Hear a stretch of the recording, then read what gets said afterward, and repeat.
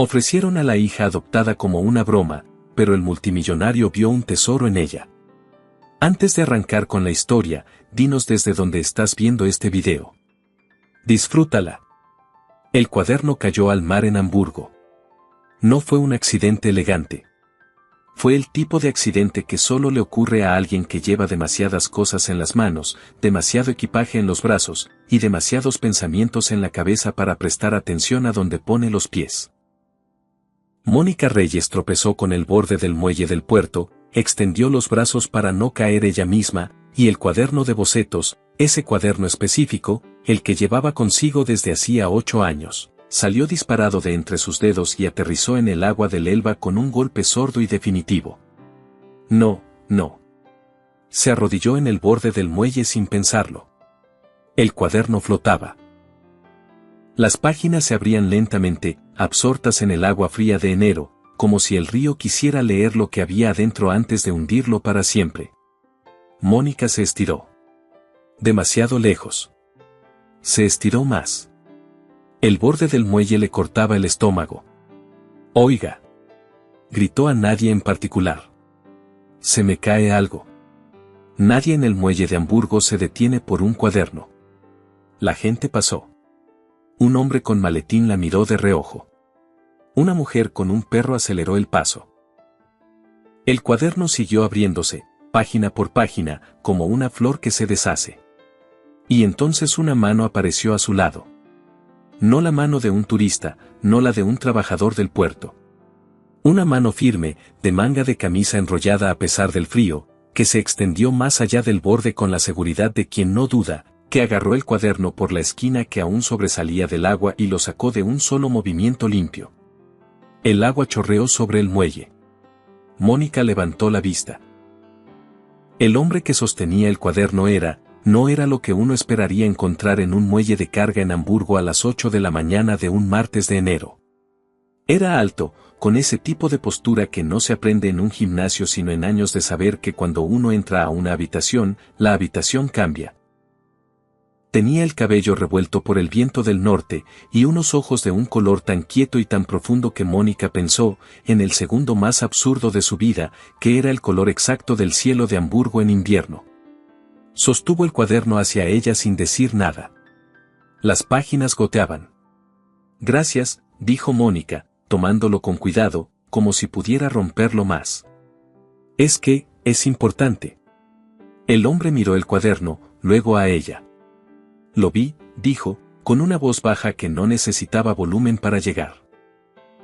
«Casi se va». «Casi», repitió Mónica. Hubo un segundo extraño. De esos segundos en que dos personas que no se conocen de nada están más cerca de lo que el protocolo permite, y ninguna de las dos sabe bien cómo volver al mundo normal. Mónica abrió el cuaderno con cuidado. Las páginas de adentro estaban mojadas pero no destruidas. Los dibujos, bocetos a lápiz y tinta, decenas de ellos, habían sobrevivido. Y en la última página, la que siempre dejaba abierta cuando dibujaba, la tinta se había corrido un poco en los bordes pero las palabras seguían ahí, escritas con la letra inclinada de otra persona. «Tú eres mi obra maestra. No dejes que nadie te convenza de lo contrario». El hombre lo vio también. No dijo nada. Pero algo en su expresión cambió, apenas, como una puerta que se abre 1 centímetro y vuelve a cerrarse. «¿Estás bien?», preguntó. «Sí. Sí, gracias». Mónica cerró el cuaderno contra su pecho. «Usted me salvó, bueno, me salvó algo muy importante». El hombre asintió. Dio un paso atrás. Con esa naturalidad de quien ya cumplió con algo y sigue su camino sin esperar reconocimiento. «Cuídate», dijo, y se alejó por el muelle con las manos en los bolsillos. Mónica se quedó de pie, empapada hasta las rodillas de la salpicadura del muelle, abrazando el cuaderno mojado, mirando alejarse a ese hombre sin saber su nombre. No sabía que en unas horas iba a llegar a su puerta. No sabía que ese cuaderno iba a ser la razón por la que él elegiría todo. Y no sabía que su madrastra, en ese momento, estaba bebiendo champán en Múnich y celebrando haberla enviado a Hamburgo como si fuera un cheque en blanco. Lo que no sabía era que en unas horas iba a llegar a su puerta. No sabía que ese cuaderno iba a ser la razón por la que él elegiría todo. Y no sabía que su madrastra, en ese momento, estaba bebiendo champán en Múnich y celebrando haberla enviado a Hamburgo como si fuera un cheque en blanco que nunca iba a cobrarse. Hay apuestas que salen bien por razones que el apostador nunca calculó. Y esta era una de ellas.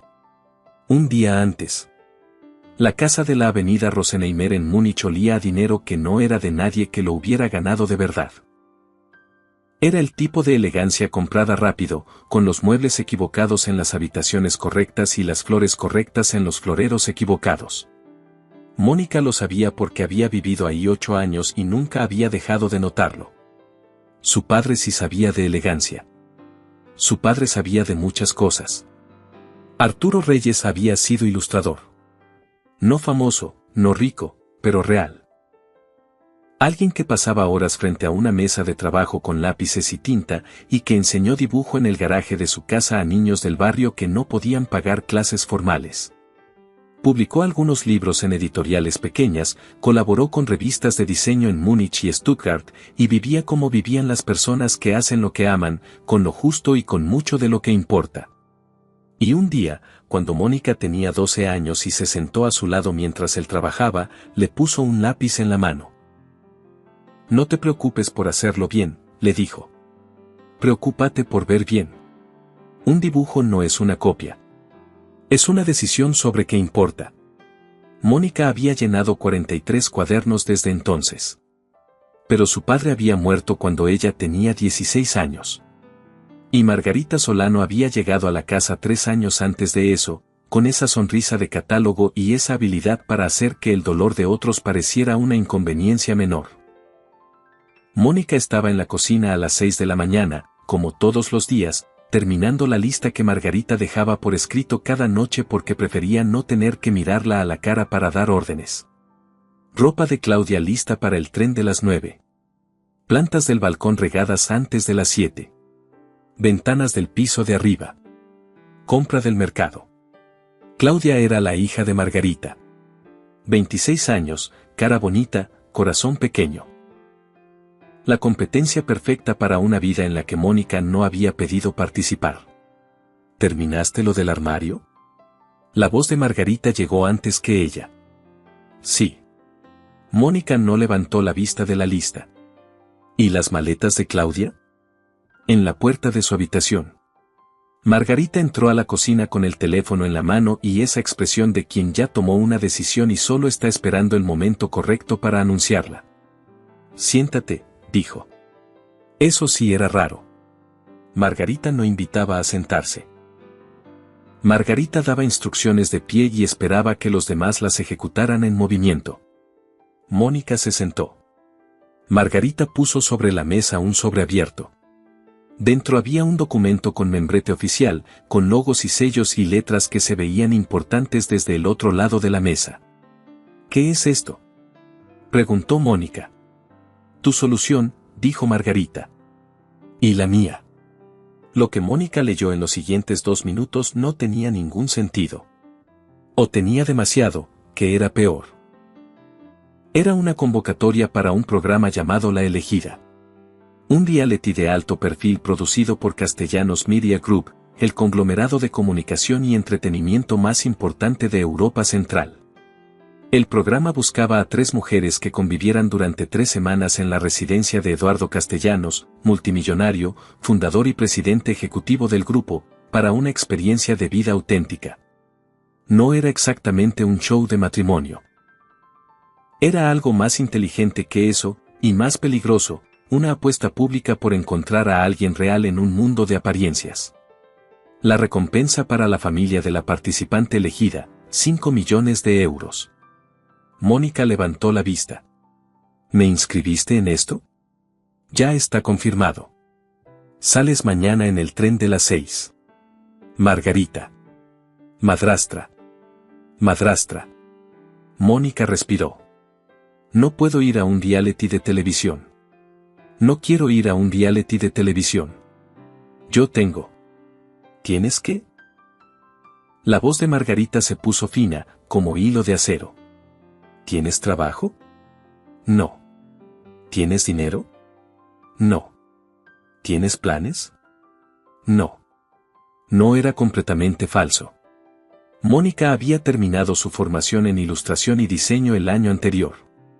Tenía talento, eso nadie se lo quitaba, pero el mercado editorial tardaba, los proyectos freelance no alcanzaban, y vivir en casa de Margarita significaba que cada día que pasaba era un día en deuda. Esto no es para mí, dijo Mónica. Envíame a mí como candidata no tiene ningún sentido, Margarita. Eduardo Castellanos tiene 38 años, es multimillonario, tiene ese programa lleno de mujeres que saben exactamente qué están haciendo. Por eso mismo te envío a ti. Margarita sonrió de esa manera que Mónica había aprendido a temer. Porque tú no serías la elegida nunca. Pero el intento vale 5 millones. Ahí estaba. No era una oportunidad. Era una apuesta. Y Mónica era la ficha. ¿Y si no me quieren ni como participante? Ya están confirmados. Margarita recogió el sobre. El programa empezó a grabarse hace 2 días. La tercera candidata se retiró. Había una plaza libre. La tomé. Se levantó. Haz tu maleta. Algo sencillo. No tiene caso fingir que tienes más de lo que tienes. Mónica se quedó sola en la cocina. Miró el documento sobre la mesa. Luego sacó del bolsillo del delantal el cuaderno de bocetos. Lo abrió en la última página. Leyó las palabras de su padre una vez más. Tú eres mi obra maestra. No dejes que nadie te convenza de lo contrario. Se quedó un momento muy quieta. Luego cerró el cuaderno, fue a hacer su maleta y metió el cuaderno en el bolso de mano porque no iba a ningún lado sin él. La residencia de Eduardo Castellanos en las afueras de Hamburgo no era una mansión en el sentido que Mónica había imaginado. Era peor. O mejor. Dependía de cómo se midieran estas cosas. Era una casa grande, enorme. Pero construida en madera oscura y cristal, integrada en el bosque de pinos al norte de la ciudad como si hubiera crecido ahí naturalmente. No había portones dorados ni estatuas ridículas. Había un camino de piedra, árboles, y a lo lejos el reflejo del río Alster entre los troncos. Y había una mujer esperando en la entrada. Alta, 40 y tantos, con el cabello recogido y la postura de quien ha organizado la vida de otros durante muchos años sin perder la paciencia ni una sola vez. Señorita Reyes, dijo, extendiendo la mano. Soy Patricia. Coordinadora de producción. Las otras participantes ya están instaladas. La acompaño. Mónica siguió a Patricia por un pasillo de madera y cristal desde el que se veía el jardín. Afuera, 2 mujeres hablaban junto a una fuente. Una era rubia, alta, con el tipo de seguridad que viene de saber que siempre ha sido la más bonita de cualquier habitación. La otra era morena, con un traje que costaba lo que Mónica ganaba en 3 meses de trabajo freelance. Patricia abrió la puerta de una habitación. Tiene 40 minutos para instalarse. La primera reunión de producción es a las 11 en la sala principal. ¿Y el señor Castellanos? Preguntó Mónica antes de poder evitarlo. Patricia sonrió muy levemente. El señor Castellanos estará presente en la reunión. Mónica entró a la habitación. Dejó la maleta sobre la cama. Sacó el cuaderno del bolso y lo puso en la mesita de noche. Luego se sentó en el borde de la cama y tuvo exactamente 2 minutos de silencio antes de que alguien llamara a la puerta. Era la rubia. Hola. Sonrisa de catálogo. Soy Isabela Fuentes. Supongo que eres la tercera. Mónica Reyes. ¿De dónde eres? Múnich. Isabela evaluó algo en un segundo y lo archivó con discreción. Yo soy de Frankfurt. Mi padre tiene el grupo Fuentes Capital. ¿Y tú a qué te dedicas? Ilustración. Dijo Mónica. Diseño gráfico. Isabela asintió con esa amabilidad de quien no entiende exactamente qué significa eso pero tampoco le parece suficiente. Qué interesante, dijo, y se fue. Mónica cerró la puerta. Luego abrió el cuaderno y dibujó, rápido, una figura de perfil, la expresión exacta de Isabela cuando dijo que interesante. Lo dejó ahí, en el margen de la página. Un boceto pequeño. La verdad de un segundo. Era lo que siempre había hecho, dibujar lo que veía antes de que desapareciera. La sala principal de la residencia tenía el techo más alto que Mónica había visto en una casa privada. No había cámaras visibles, aunque Patricia le había explicado que estaban ahí, integradas en la arquitectura, y no había un set de televisión convencional. Solo una mesa larga de roble, sillas, y al fondo, junto a la ventana que daba al jardín, un hombre de pie que miraba hacia afuera. Mónica lo reconoció en el instante en que él se giró. Era el hombre del muelle. Él también la reconoció. Sus ojos se detuvieron en ella exactamente medio segundo más de lo que el protocolo requería, y luego volvieron a ser los de un ejecutivo en una reunión de trabajo. Bienvenidas, dijo Eduardo Castellanos. Siéntense, por favor. Mónica se sentó. Isabela Fuentes a su derecha. A la izquierda, la mujer del traje, que se presentó cuando llegó la hora. Natalia Vega, consultora de comunicación estratégica, 31 años, con esa forma de hablar que hace que todo lo que dice suene a propuesta de negocios. Eduardo se quedó de pie. Este programa no es lo que probablemente imaginan, dijo, sin preámbulo, sin la sonrisa de presentador que Mónica había anticipado. No hay pruebas de elegancia. No hay galas de eliminación.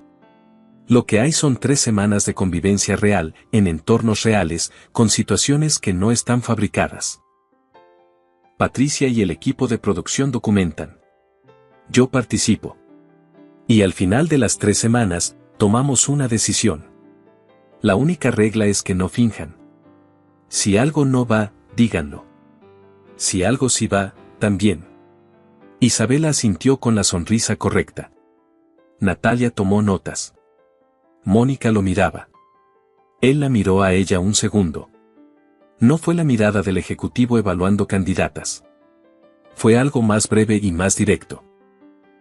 El reconocimiento de alguien que vio algo en el muelle esa mañana y todavía no ha terminado de entender qué fue.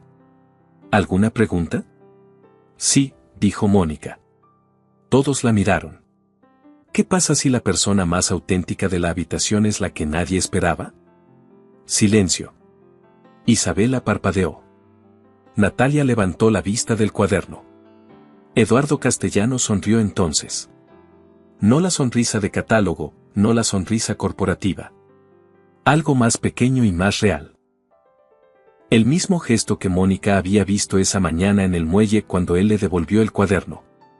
Eso, dijo, es exactamente lo que quiero descubrir.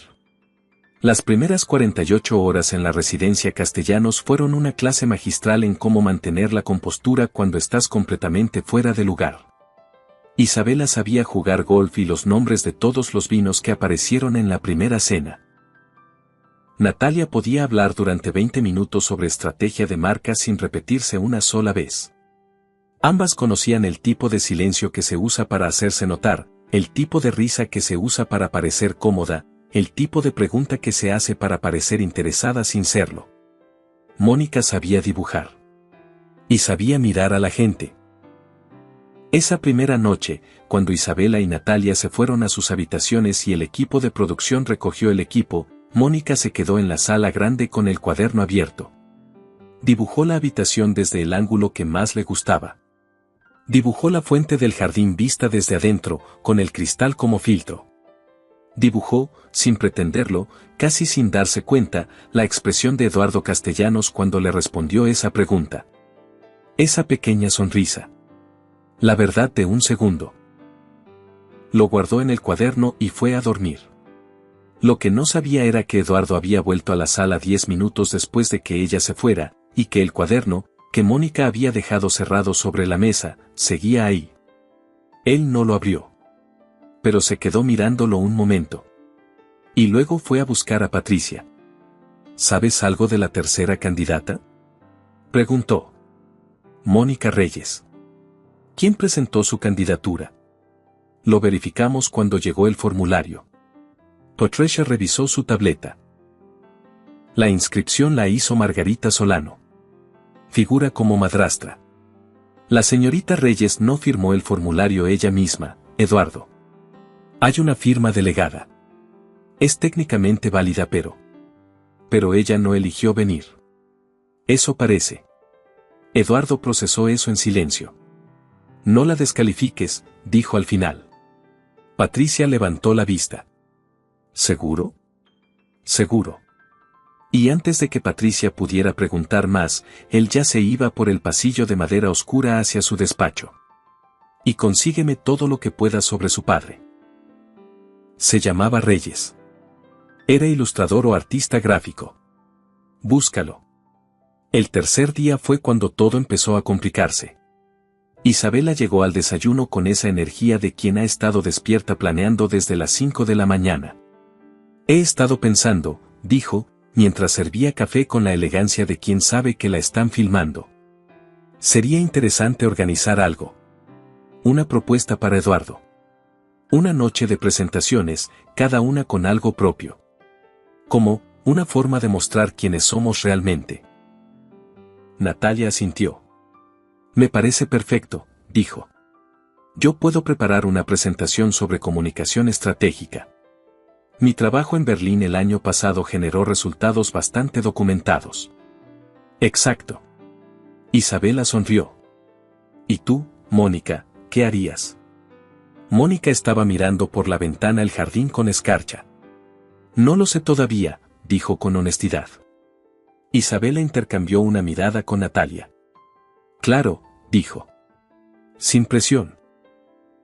Lo que ninguna de las dos dijo en ese momento, pero Mónica sintió con la misma claridad que siente el frío, era lo que estaban pensando, que no tenía nada que presentar. Que era el eslabón débil. Que estaba ahí por error. Y en ese momento, Mónica no sabía que tenían razón en una cosa y estaban completamente equivocadas en todo lo demás. La propuesta de Isabela se convirtió en un evento improvisado la tarde del cuarto día. Patricia organizó la sala. Eduardo llegó puntual.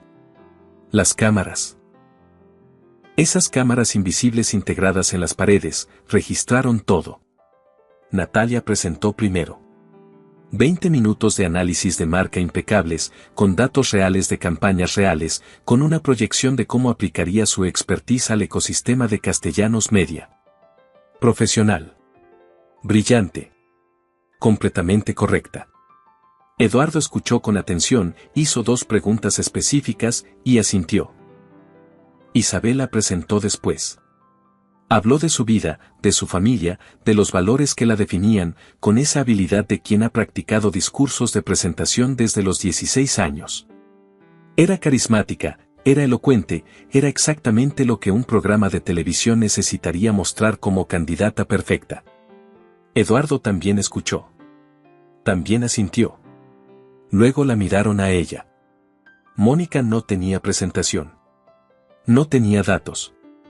No tenía diapositivas ni anécdotas preparadas sobre valores familiares. Tenía el cuaderno. Lo abrió. Lo puso sobre la mesa frente a Eduardo. Este cuaderno tiene 8 años, dijo. Lo empezó mi padre. Él era ilustrador. Murió cuando yo tenía 16 y me lo dejó con la mitad de las páginas en blanco. Desde entonces soy yo quien lo llena. Eduardo no lo tocó. Lo miraba. ¿Puedo? Preguntó. Sí. Él lo abrió con cuidado. Pasó las páginas despacio. Había bocetos de personas. No retratos formales, fragmentos. Una mano sosteniendo un vaso. Un perfil de alguien mirando por una ventana. La expresión de una mujer en un metro que no sabe que alguien la está mirando. Momentos capturados en segundos, con la economía de líneas de quien sabe exactamente dónde está lo esencial. Pasó más páginas. Dibujos de calles. De cafeterías. De una ventana de tren con lluvia afuera y el reflejo adentro. Y en una página con la esquina doblada, señal de alguien que volvió ahí muchas veces, había un dibujo diferente a los demás. No era un momento capturado. Era una persona recordada. Un hombre en una mesa de trabajo, de espaldas, con el gesto de alguien completamente concentrado. Las líneas eran más lentas que en el resto del cuaderno. Como si quien las trazó quisiera que duraran más de lo que dura un segundo. Eduardo no preguntó quién era. Siguió pasando páginas. Entre las más recientes, las de los últimos 4 días, había bocetos de la residencia. Dao jardín con escarcha. De la fuente en la luz de la mañana. De Isabela mirando el café con esa expresión que nadie habría descrito como calculadora pero que los ojos de Mónica habían registrado con exactitud de cirujana. Eduardo pasó una página más. Se detuvo. Era él. Un boceto de él, de la reunión del primer día. Con esa pequeña sonrisa que era la única sonrisa real que Mónica le había visto hasta entonces. No la del ejecutivo. La otra. La que duró 1 segundo y medio y que Mónica había atrapado en el papel como quien guarda algo que sabe que no va a repetirse. Eduardo estuvo mirándolo varios segundos. Cerró el cuaderno. Lo devolvió con las 2 manos. Con cuidado. Como si tuviera peso. Hubo un silencio en la sala que nadie quiso romper primero. ¿Cuándo aprendiste a dibujar así?, preguntó. No aprendí, dijo Mónica. Siempre lo vi así. Mi padre me enseñó que mirar bien es lo más difícil de todo. Que la mayoría de la gente mira pero no ve. Él decía que los mejores dibujos no los hace el lápiz. Los hace saber a quién estás mirando. ¿Y cómo sabes a quién estás mirando?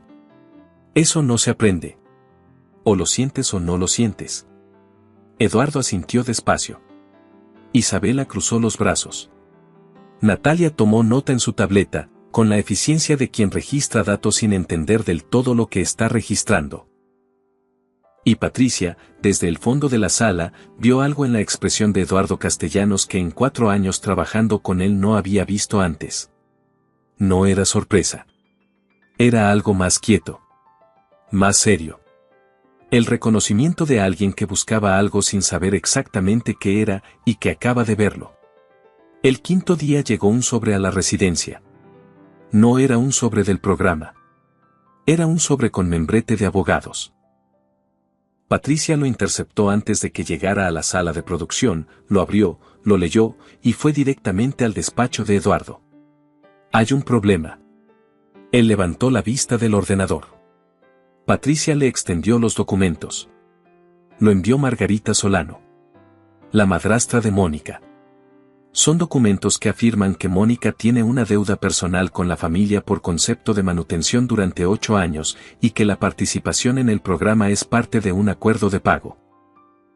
Básicamente intentan argumentar que si Mónica es elegida, el dinero le pertenece legalmente a la familia, no a ella. Eduardo leyó el documento. Una vez. Luego otra. ¿Es válido? El abogado del programa dice que no. No hay contrato firmado por Mónica que avale esto. Son documentos fabricados con apariencia legal. Pero si los medios los reciben antes de que terminemos la grabación. ¿Alguien más los tiene? No todavía. Los intercepté esta mañana. Pero el remite tiene copia enviada a 2 periodistas de entretenimiento en Berlín. Eduardo se levantó. Llama a nuestro departamento legal. Que bloqueen cualquier publicación. Y no le digas nada a Mónica todavía. Patricia asintió. Eduardo. ¿Sabes lo que está haciendo su madrastra con esto? Sí. Él fue hacia la ventana. La envió aquí como si fuera una apuesta perdida. Y ahora que ve que no está perdiendo, quiere asegurarse de que gane ella. El 6.º día, Isabela tomó una decisión. No fue una decisión repentina. Era el tipo de decisión que se construye despacio, ladrillo a ladrillo, cuando alguien que creía que tenía el partido ganado empieza a notar que los números no cuadran. Isabela había visto cómo Eduardo miraba el cuaderno. No era la mirada de un hombre evaluando algo. Era la mirada de alguien que reconoce algo. Había visto también cómo Eduardo, en la cena del 5.º día, le preguntó a Mónica sobre su padre. No una pregunta de protocolo, no la clase de pregunta que se hace en una mesa formal para mantener la conversación activa. Una pregunta real, de alguien que quiere saber. Y Mónica respondió de la misma forma, sin adornos, sin estrategia, con esa honestidad desconcertante de quien no ha aprendido a protegerse fingiendo, y en algún momento de esa conversación los dos se olvidaron de que había más personas en la mesa. Isabela lo procesó esa noche en su habitación con la misma frialdad con que analizaba un informe de mercado. La conclusión era clara, estaba perdiendo terreno. Y no lo estaba perdiendo porque Mónica fuera mejor candidata en ningún parámetro medible. Lo estaba perdiendo porque Eduardo Castellanos, al parecer, no buscaba lo que todos pensaban que buscaba. Y eso era un problema que Isabela sabía resolver. Así que llamó a su asistente en Frankfurt. Y luego, por un canal que no dejaba rastro obvio, la información correcta llegó al productor ejecutivo del programa. No era mentira, exactamente. Era peor, era verdad envenenada. ¿Sabe la producción que la tercera candidata fue inscrita sin su consentimiento por su madrastra? ¿Que su familia la envió como estrategia financiera? El programa podría verse afectado si esto se interpreta como manipulación del proceso de selección. El productor ejecutivo. Que no era Eduardo, que era el hombre que respondía ante los anunciantes y la cadena, leyó el mensaje esa noche. Y a la mañana siguiente, llamó a Eduardo. Tenemos que hablar de la candidata Reyes. La conversación duró 40 minutos. Mónica no lo supo en ese momento. Estaba en el jardín con el cuaderno, dibujando los pinos con escarcha en la luz de la mañana, con el café todavía caliente en la mano, con esa capacidad suya de encontrar quietud en medio de todo. Era algo que Isabela no entendía de ella y que Natalia registraba como indiferencia. Pero no era indiferencia. Era lo que su padre le había enseñado, que para ver bien hay que estar quieto. Que el ruido viene de afuera pero la imagen se forma adentro. Así que mientras adentro de la residencia el productor ejecutivo le decía a Eduardo que la candidata Reyes representaba un riesgo innecesario, Mónica dibujaba pinos. Y el dibujo era bueno. Eduardo salió al jardín después. Se sentó en el banco de piedra frente a ella, sin que nadie lo llamara, sin anuncio. ¿Cuándo supiste que tu madrastra te había inscrito en el programa? Preguntó directamente. Mónica bajó el lápiz. La noche anterior a que tomé el tren. ¿Y no quisiste venir? No era una pregunta. No. Mónica lo miró. Pero tampoco tenía muchas opciones. ¿Por qué no? Ella pensó un momento. Porque si me negaba, seguía en esa casa haciendo lo mismo. Y si venía, al menos estaba en otro lugar. No era exactamente un plan, pero era algo. Eduardo miró el cuaderno que ella tenía en el regazo. ¿Puedo preguntarte algo sobre tu padre? Sí. ¿Publicó algo? ¿Libros ilustrados, revistas, algo con distribución? Mónica frunció el ceño levemente. Publicó algunas cosas en editoriales pequeñas. Nada muy conocido. ¿Por qué? Eduardo no respondió de inmediato. Tu padre se llamaba Arturo Reyes, ¿verdad? Sí. ¿Cómo sabes? Porque cuando tenía 8 años, había un libro en la biblioteca de mi casa que yo leía constantemente. Se llamaba El arquitecto de nubes. Las ilustraciones eran, buscando la palabra correcta. Eran las ilustraciones de alguien que sabía mirar. Que sabía exactamente dónde estaba lo esencial. Mónica se quedó muy quieta. ¿Cuál era su ilustración favorita? Preguntó en voz baja, casi sin darse cuenta. Eduardo la miró. La del niño en el tejado, dijo. El que mira hacia arriba y las nubes tienen forma de ciudad. Mónica cerró los ojos un segundo. Mi padre la llamaba la página de los posibles. Decía que esa página era para cuando alguien necesitara recordar que el mundo es más grande de lo que parece desde donde estás parado. Ese era tu padre. Sí. Su voz era casi un susurro. Ese era mi padre. Lo sé. Lo verifiqué ayer. Hubo un silencio que no era incómodo. Era de esos silencios que ocurren cuando dos personas descubren que están conectadas por algo que ninguna eligió y que sin embargo es más real que cualquier cosa planeada. Eduardo esperó un momento. Hay un problema, dijo al final. Tu madrastra ha enviado documentos legales que intentan reclamar cualquier beneficio que obtengas del programa. Y alguien dentro del proceso filtró información sobre las circunstancias de tu inscripción. La producción está recibiendo presión para descalificarte. Mónica no dijo nada. No voy a permitir que eso ocurra, continuó Eduardo. Pero necesito que sepas lo que está pasando. ¿Por qué me lo dices? Porque, dijo él con sencillez, eres la única persona en esta casa que no está fingiendo. Y porque el hombre que dibujó esa página de los posibles me enseñó algo importante cuando tenía 8 años, aunque nunca nos hayamos conocido. Le debo eso, al menos. Lo que Eduardo no calculó fue la velocidad de Isabela Fuentes. Esa misma tarde, mientras el Departamento Legal de Castellanos Media bloqueaba las publicaciones de los periodistas de Berlín, Isabela hizo una segunda jugada. Llamó directamente a un contacto suyo en la junta directiva del grupo. No era el productor ejecutivo. Era alguien con más peso que eso. La conversación fue breve y directa. El programa podía representar un riesgo reputacional si la candidata seleccionada resultaba ser alguien sin el perfil adecuado para la imagen del grupo. Había 2 candidatas perfectamente válidas. La tercera era una variable innecesaria. El hombre de la junta llamó a Eduardo esa noche. Eduardo. Sabemos que tienes inclinación hacia la tercera candidata. Entendemos que es una situación humana, pero hay consideraciones de negocio que pesan aquí. Fuentes Capital es socio estratégico del grupo. Isabela Fuentes sería una elección que fortalece esa relación.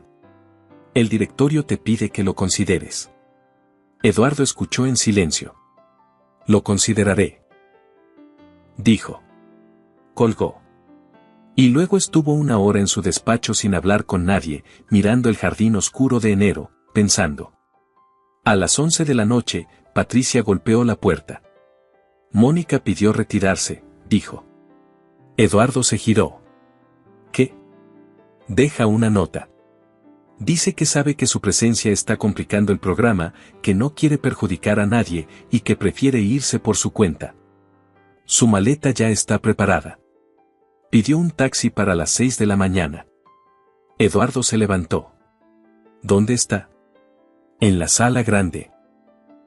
Mónica estaba de pie junto a la ventana que daba al jardín. Tenía el cuaderno en las manos, cerrado. No estaba llorando. Tenía esa expresión de quien ya tomó la decisión más difícil y lo único que queda es ejecutarla. Afuera, los pinos estaban oscuros bajo el cielo sin luna. El Alster no se veía desde ahí pero se sentía, esa presencia del agua cerca que Hamburgo tiene en invierno, ese río que corre aunque nadie lo mire. Mónica pensó en su padre. No de forma dramática, no como pensamos en los muertos cuando queremos llorar. Lo pensó de forma concreta, como se piensa en alguien cuya voz todavía recuerdas. ¿Qué le habrías dicho ahora mismo? ¿Qué habrías dibujado de este momento? Probablemente la ventana. El reflejo en el cristal. La figura de una mujer que aprendió a quedarse quieta para sobrevivir y que ahora tenía que decidir si eso era suficiente o si quería algo más. Abrió el cuaderno en la última página. Las palabras de su padre seguían ahí: tú eres mi obra maestra. No dejes que nadie te convenza de lo contrario. Leyó eso 3 veces. Luego cerró el cuaderno y fue a la puerta porque Eduardo estaba ahí.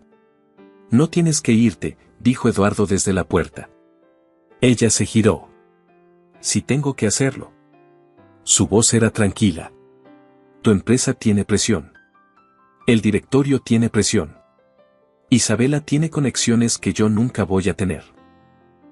Y tu madrastra está fabricando documentos para asegurarse de que si quedo yo, el dinero es de ella.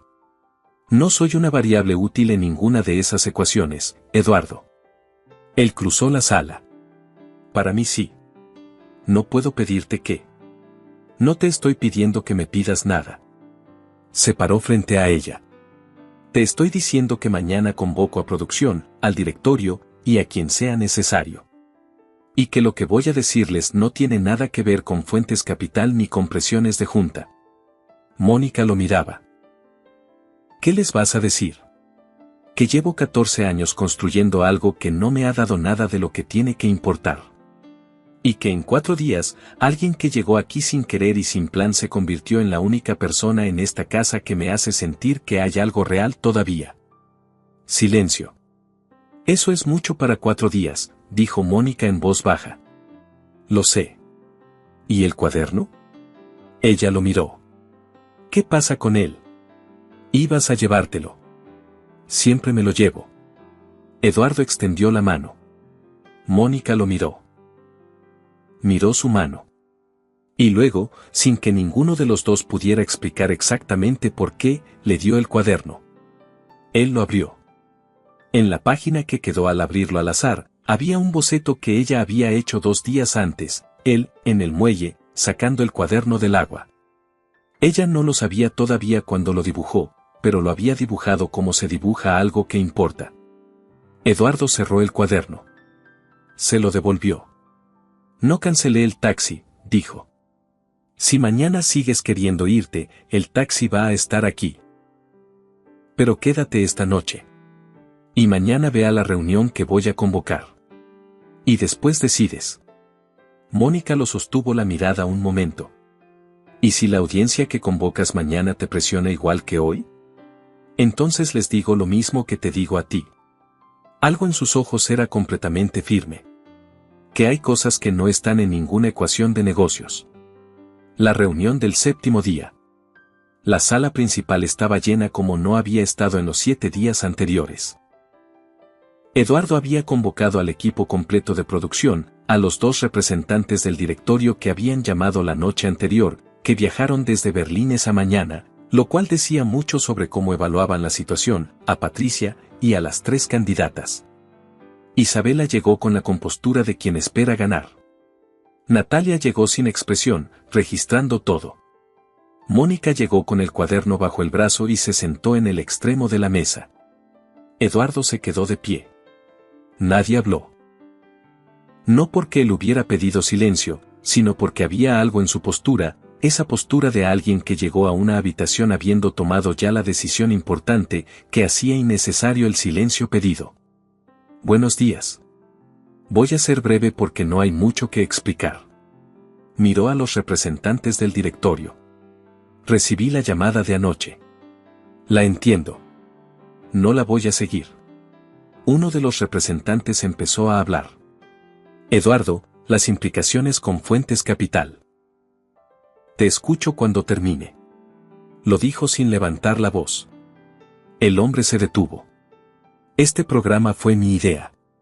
Lo construí para encontrar algo que no se puede comprar con asociaciones estratégicas ni con apellidos conocidos. Y encontré lo que buscaba. Isabela Fuentes, sentada al otro lado de la mesa, no cambió de expresión.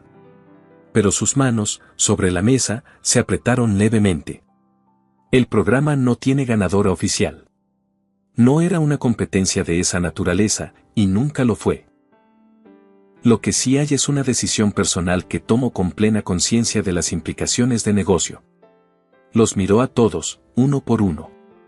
Mónica Reyes se queda. Las otras 2 candidatas recibirán la compensación completa acordada en contrato y el programa se cierra de manera ordenada. Los anunciantes recibirán una explicación por escrito hoy antes del mediodía. Silencio. Isabela se levantó. Eduardo. Lo que estás haciendo en este momento. Isabela. Él la miró directamente. Eres brillante. Eres exactamente lo que este tipo de programa buscaba en papel. El problema no eres tú. El problema es que yo no soy el programa. Ella lo sostuvo la mirada un segundo. Luego miró a Mónica. En esa mirada había muchas cosas. No todas eran malas. Había rabia, sí. Pero también había algo que se parece al reconocimiento involuntario de alguien que entiende, aunque no quiera, por qué perdió. Isabela recogió sus cosas y salió. Natalia la siguió sin decir palabra. Los representantes del directorio intercambiaron una mirada. Las implicaciones con Fuentes Capital son significativas. La relación comercial. Ya hablaré con Fuentes directamente. Eduardo no se movió. Gracias por venir desde Berlín esta mañana. Ha sido un viaje innecesario, pero lo aprecio. Ellos también salieron. Se quedaron solo Eduardo, Mónica y Patricia. La sala estaba en silencio. Afuera, a través de la ventana, los pinos seguían ahí. El jardín seguía ahí. El río Alster, invisible pero presente, seguía corriendo. Patricia miró a Eduardo. Hay otro asunto, dijo. Puso sobre la mesa los documentos que Margarita Solano había enviado. Esto llegó el quinto día. Son documentos fabricados que intentan reclamar cualquier beneficio que corresponda a Mónica. Lo dijo mirando directamente a Mónica. Lo siento. Debiste saberlo antes. Mónica miró los papeles. Los tomó. Los leyó. Su expresión no cambió de forma dramática. Era el tipo de persona que procesa el dolor con la misma quietud con que procesa todo lo demás. ¿Son válidos?, preguntó. No, dijo Eduardo. Nuestro equipo legal ya tiene la respuesta. No existe ningún contrato entre tú y tu madrastra que avale esta reclamación. El dinero que corresponda por tu participación en este programa es tuyo exclusivamente. ¿Y cuánto corresponde?, preguntó Mónica en voz muy baja. 5 millones de euros. Eduardo la miraba. Para lo que quieras. Para lo que necesites. Para empezar lo que debiste empezar hace tiempo. Mónica puso los documentos sobre la mesa. Miró el cuaderno que tenía en las manos. Pensó en su padre dibujando en ese mismo cuaderno, llenando la primera mitad con cuidado, dejando la segunda mitad en blanco para ella. Pensó en la dedicatoria de la última página. Pensó en el cuaderno cayendo al agua del Elba y en la mano que lo sacó. ¿Puedo usar parte del dinero para comprar un local pequeño?, preguntó. Eduardo frunció el ceño levemente. ¿Para qué? Para un estudio. Ilustración, diseño, algo para niños también. Siempre quise un lugar donde los niños pudieran aprender a dibujar. Mi padre enseñaba en su casa cuando yo era pequeña. Había algo en ver a un niño dibujar por primera vez. Eduardo la miraba. ¿En Hamburgo?, preguntó. Si hay posibilidad, sí. Él asintió despacio. Hay posibilidad. Esa tarde, en Múnich, el teléfono de Margarita Solano sonó. Era un número corporativo. Formal. Con prefijo de Hamburgo. Ella contestó con una sonrisa. Dígame. Señora Margarita Solano. Le llama el Departamento Legal de Castellanos Media Group. Le informamos que los documentos enviados por usted el día 5 del presente mes han sido revisados y determinados como inválidos. No existe base contractual para ninguna reclamación sobre los beneficios correspondientes a la señorita Mónica Reyes.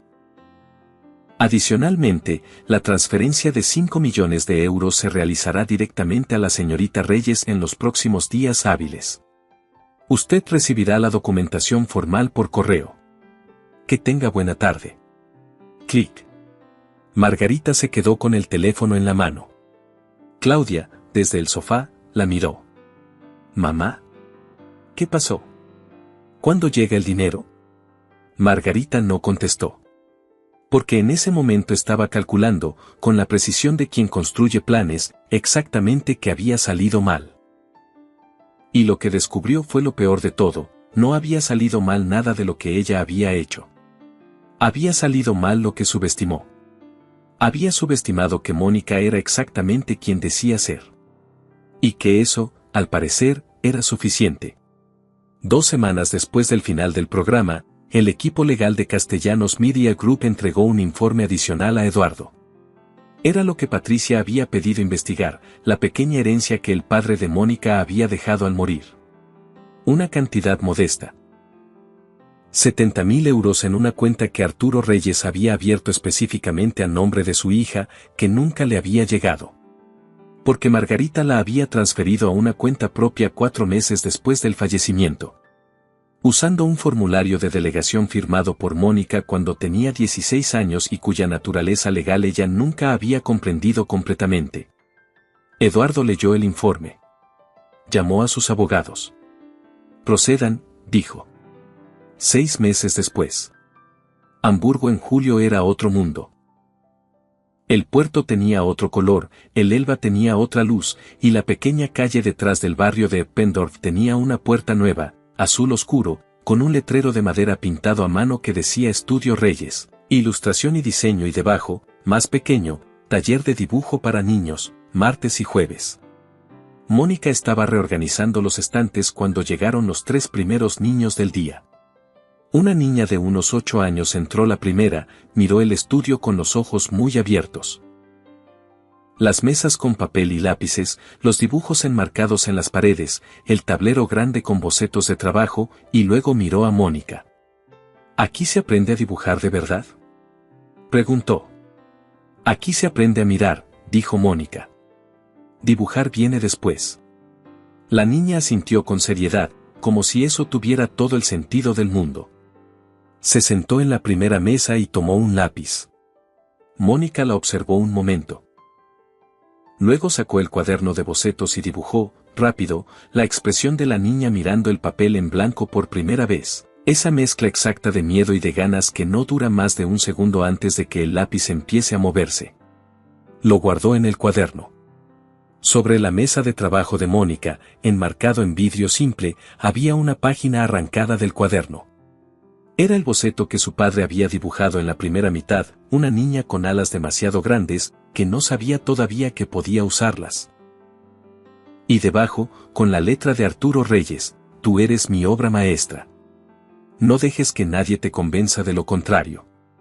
Al lado del marco, había otro objeto enmarcado, la portada reproducida a color del Arquitecto de Nubes, el libro ilustrado de Arturo Reyes, con una pequeña placa debajo que decía, Arturo Reyes, 1961 a 2006. Ilustrador. Publicado por Ediciones Norte, primera edición 1998.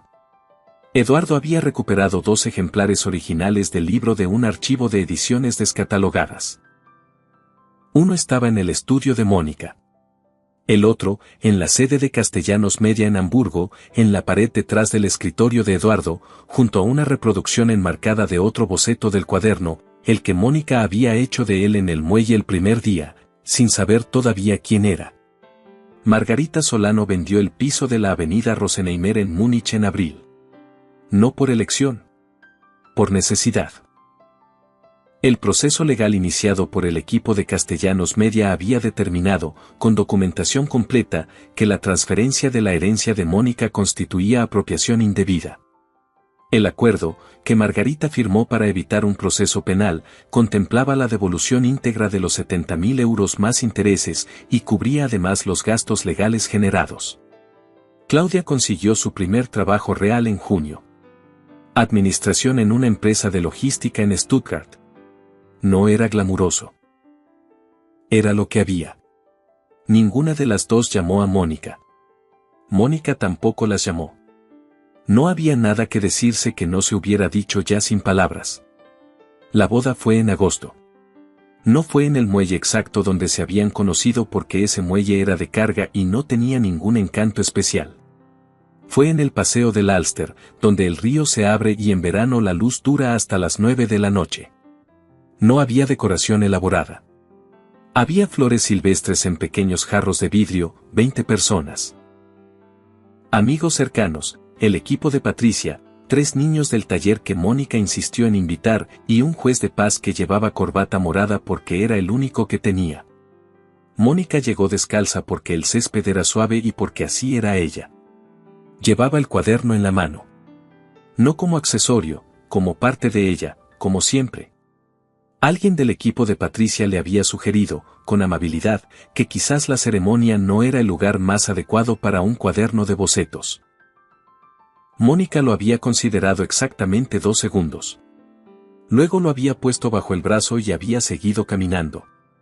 Eduardo la esperaba junto al río con las manos en los bolsillos y esa expresión que Mónica había dibujado por primera vez en el muelle de enero, cuando todavía no sabía su nombre. La misma. Exactamente la misma. Como si 8 meses no hubieran pasado, o como si hubieran pasado de la manera correcta. Ella tropezó con algo en el césped a 3 metros de llegar. Se tambaleó. No cayó. Pero fue cerca. No me hiciste trampa con ese hoyo. Le gritó a Eduardo. Él soltó una carcajada. Real. Sin cámaras, sin producción, sin nadie que le dijera cuándo era el momento correcto para reírse. No fue mi hoyo. Respondió. La gente rió. Los niños del taller aplaudieron con esa energía desproporcionada que tienen los niños cuando algo les parece genuinamente divertido. Mónica llegó a su lado sonriendo. Lo sigues haciendo, dijo él en voz baja. ¿Qué cosa? Crear drama en los peores momentos. Es un talento. Ella lo miró. ¿Cómo mirar bien? El juez de paz carraspeó. Eduardo tomó sus manos. Mónica Reyes, dijo, sin discurso preparado, sin palabras ensayadas, con la voz de alguien que sabe exactamente lo que está diciendo. Construí 14 años de algo que materialmente no le faltaba nada y al que le faltaba todo lo que importa. Y llegaste al muelle de Hamburgo en enero a buscar un cuaderno en el agua. Y en el tiempo que tardé en sacarlo ya sabía que algo había cambiado. No sé dibujar. Probablemente nunca voy a aprender. Pero aprendí a mirar. Y lo que veo cuando te miro a ti es la única cosa en mi vida que no necesita ningún filtro para ser real. Mónica parpadeó. No puedo superar eso, dijo. No tienes que superarlo.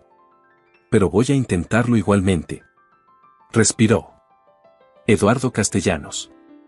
Llegué aquí sin querer, sin plan, enviada por alguien que apostó a que iba a fracasar. Y lo primero que hiciste fue sacarme el cuaderno del agua sin pedirme nada a cambio. Su voz era firme pero suave. Fui invisible en mi propia casa durante 8 años. Tú me viste en 4 días. Así que te prometo lo mismo, mirarte siempre. No el CEO, no el multimillonario. Tú. Lo que hay cuando no hay nadie mirando. Eso es lo que me importa. Eso es lo que voy a cuidar. El juez de paz sonrió. Por el poder que me confiere el Estado Libre de Hamburgo, los declaro marido y mujer. ¿Pueden besar? Eduardo ya la estaba besando. La gente aplaudió. El austro brilló con esa luz baja de agosto que en Hamburgo dura hasta las 9 y convierte todo en algo parecido a una ilustración. Los niños del taller gritaron algo que nadie entendió completamente pero que sonó a celebración genuina y sin protocolo. Y Mónica, con el cuaderno todavía en la mano, se rió contra los labios de Eduardo y pensó que si su padre hubiera estado ahí. Si Arturo Reyes hubiera podido ver ese momento desde donde fuera que uno va cuando se va, lo habría dibujado. No el beso. No la luz del río. Sino la expresión en la cara de su hija. Esa expresión que solo ocurre cuando alguien que ha sido invisible durante mucho tiempo descubre que el problema nunca fue que nadie mirara. Era que todavía no había llegado la persona que sabía mirar bien. En el estudio de la calle Pendorf, esa tarde, una niña de 8 años terminó su primer dibujo. Era torpe, con las proporciones equivocadas, con la línea de horizonte en el lugar incorrecto. Pero lo que había dibujado, una figura pequeña con alas demasiado grandes, parada al borde de algo, mirando hacia adelante, era exactamente lo que quería dibujar. La niña lo miró un momento. Luego levantó la vista hacia Mónica. ¿Está bien?, preguntó. Mónica lo miró con cuidado. Pensó en el dibujo de su padre en la primera página del cuaderno. Esa niña con alas demasiado grandes que no sabía todavía que podía usarlas. Está perfectamente bien, dijo. La niña sonrió. Y algo en ese estudio pequeño, en esa tarde de agosto en Hamburgo, tuvo la forma exacta de una cosa que su padre habría sabido ver. De las cosas que ocurren cuando alguien finalmente aprende que el mayor regalo no es ser elegida por quien crees que debe ser, sino ser vista exactamente por quien eres. ¿Crees que Margarita mereció el final que recibió? ¿Y cuál fue tu parte favorita de esta historia? Si te gustó, dale me gusta al video, suscríbete y activa la campanita para recibir nuestras próximas historias. Y si te quedaste con ganas de más, haz clic en la historia que aparece en pantalla, te va a atrapar desde el primer minuto.